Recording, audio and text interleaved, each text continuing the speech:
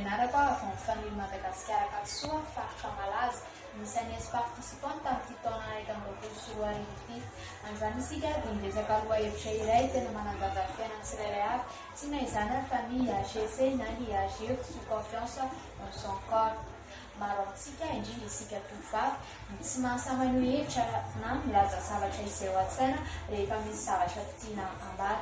Maro koa tsy mahazo aina amin'ny toe-batana sendrika ivelan'Andriamanitra antsika satria mba hita hitovy amin'ireny olo malaza amin'ny televiziona sy réseaux sociaux maro samihafa ireny izy.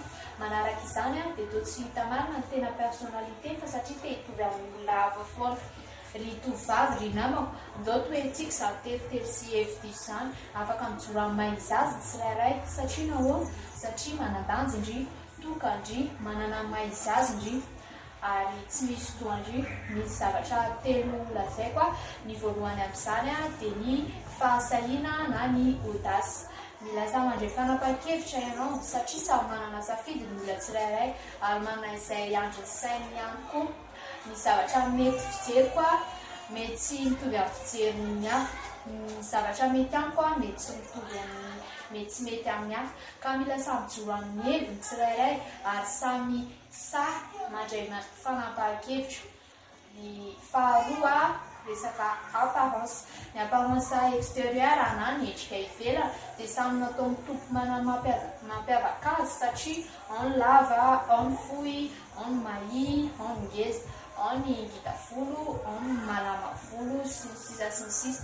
Tsara avokoa ireny dia andaontsika mba samy ho fier fa izay ilay ananantsika.